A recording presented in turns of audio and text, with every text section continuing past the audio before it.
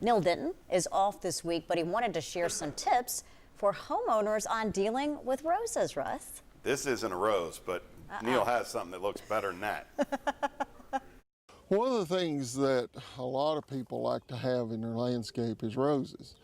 And many of our roses, particularly the ones that are in the knockout series, do very well here. However, there is a problem with a disease called rose rosette. And rose rosette is carried by a little aerified mite.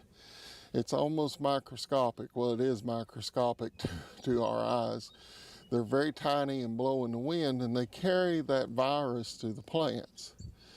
One of the things to realize, particularly as we're going into the spring and we're getting the flushes of new growth on those plants, if you find one that has the symptoms of what we call witch brooming, and witch brooming is where many shoots come out at one growing point.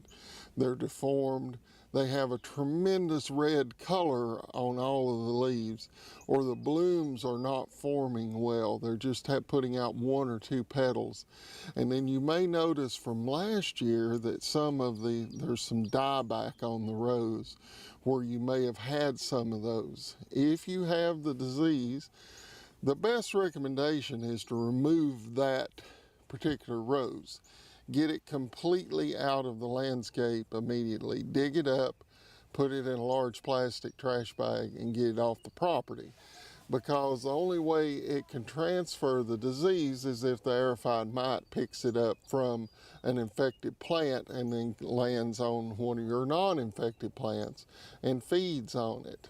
That's the only way it can be transferred. So getting rid of the infected plants, infected roses, you're going to have great success in keeping that problem from happening. The other thing to remember about roses, a really good rule of thumb is to prune them in March. Now these roses are still in pots in the nursery in a hothouse or a protection house for the winter, and you can see they're beginning to flush some growth, and this is not uncommon. And you may see on the knockouts around your home, you may see some leaves coming on. But don't get in too big a hurry to prune. It's best to prune them in the March time frame and get them ready for the spring. So use roses.